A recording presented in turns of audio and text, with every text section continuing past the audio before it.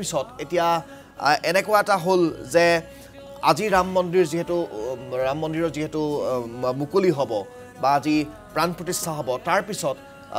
এই ৰাম মন্দিৰৰ প্ৰাণ প্ৰতিষ্ঠাই গোটেই দেশৰ প্ৰেক্ষাপটত কেনেকুৱা এটা প্ৰভাৱ পেলাব বুলি আপুনি অনুমান কৰে বা কেনেকুৱা এটা প্ৰভাৱ মানুহৰ মনত পৰিব আজিৰ দিনটোৰ পিছৰে পৰা চাওক এটো এটা বহুত ডাঙৰ কথা যে প্ৰভু ৰাম হল মৰ্যাদা নিৰ্বাহনৰ প্ৰতীক সেইকাৰণে তেওঁক মৰ্যাদা পুৰুষোত্তম বুলি কয় অৰ্থাৎ মৰ্যাদাক কেনেকৈ নিৰ্বাহন কৰিব লাগে সেই কথা শিকিব লাগে প্ৰভু ৰামৰ পৰা সেইকাৰণে মহাপুৰুষ শংকৰদেৱে কীৰ্তনত লিখিছে চতুৰ্বিংশতি অৱতাৰত বোলে কৰিলাহা ৰাজ্য 10,000 বছৰ লগে স্বৰ্গে নীলা হবে অযোধ্যা নগৰ 10,000 বছৰ ৰাজত্ব কৰিছে প্ৰভু ৰাম আৰু সেই 10,000 বছৰীয়া ৰাজত্ব কালত ৰামচন্দ্ৰৰ ৰাজত্ব কালত কোনো ধৰণৰ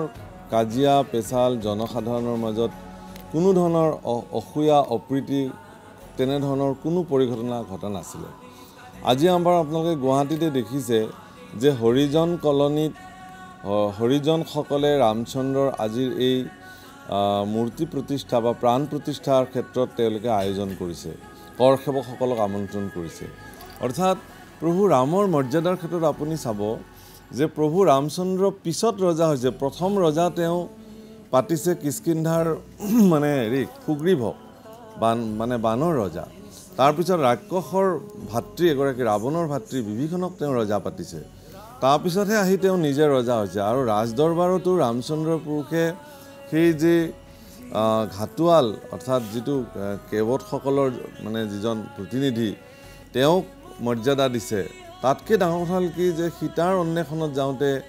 ৰাম আৰু লক্ষ্মণে মানে নিশকুলীয়া যাক আমি কওঁ নিজ জাতিৰ মানে আই সুবৰীয়াইক তেওঁ মৰ্যাদা প্ৰদান কৰিছে মাতৃত্বৰ নিচিনা স্নেহেৰে তেওঁক আলিংগন কৰিছে তেওঁক আশীৰ্বাদ কৰিছে তেওঁৰ লগত সম্পৰ্ক কৰিছে গতিকে তেওঁৰ প্ৰসাদ তেওঁ ভক্ষণ কৰিছে গতিকে প্ৰভু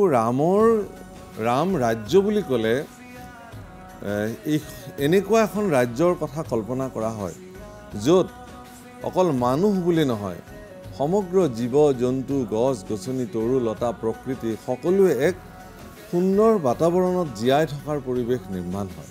গতিকে যদি সঁচাকৈ আজি ৰাম লালা আহি ৰাম মন্দিৰত বিৰাজমান হ'ব আজি ভব্য ৰাম মন্দিৰ বিশ্বৰ এক প্ৰসিদ্ধ ৰাম মন্দিৰ হিচাপে প্ৰতিষ্ঠা লাভ কৰিব দেশৰ মাননীয় প্ৰধানমন্ত্ৰীগৰাকীয়ে নিজেও উপস্থিত থাকিব পৃথিৱীৰ সন্তসকলৰ ভিতৰত ভাৰতীয় সনাতন সভ্যতাৰ অনেক সন্ত পুৰুষ আজি তাত উপস্থিত আছে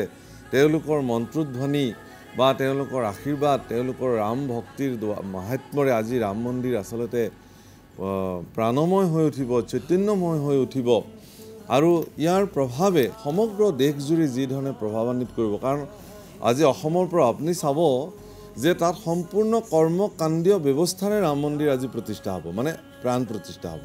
কিন্তু অসমৰ পৰা যিসকল প্ৰতিনিধি তাত ইয়াৰ আমন্ত্ৰিত হৈছে অধিকাংশ ইয়াৰে বহুত আকৌ এশৰণীয়া লোকো আমন্ত্ৰিত হৈছে আকৌ তেওঁলোক গৈছেও তালৈ বহু সংখ্যক গৈছেও যে সম্পূৰ্ণ কৰ্মকাণ্ডীয় বিধান আৰু বিধিৰে প্ৰতিষ্ঠা হ'বলগা ৰাম মন্দিৰত অসমৰ এশৰণীয়া লোকেও বা সত্ৰৰ সত্ৰাধিকাৰো গৈ পেলাই তাত উপস্থিত হৈছে তাৰমানে কি ই এক শুভবাৰ্তা সমগ্ৰ দেশৰ কাৰণে তেওঁলোক যেতিয়া তাৰ পৰা অসমলৈকে আহিব সেই ৰামময় বাৰ্তাটো আচলতে অসমলৈ তেওঁলোকে কঢ়িয়াই আনিব নিশ্চয় আৰু অসমতো ঠিক তেনেকুৱা এক মানৱীয় প্ৰমূল্যবোধেৰে কোনেও কাৰো হেঙাৰ নোহোৱাকৈ কোনেও কাৰো জীৱন ধাৰণ প্ৰণালীত কেতিয়াও বাধাৰ সৃষ্টি নকৰাকৈ ৰামচন্দ্ৰই যেনেকৈ ৰাজ্য শাসন কৰিছিল ঠিক সেই ধৰণে ভাৰতবৰ্ষৰ তথা অসমৰ পৰিৱেশতো সেই ৰাম ৰাজ্যৰ প্ৰভাৱেৰে তেওঁলোক আমি এতিয়া প্ৰভাৱান্বিত নিশ্চয় হ'ম এই এক আশা আমি পুহি ৰাখিছোঁ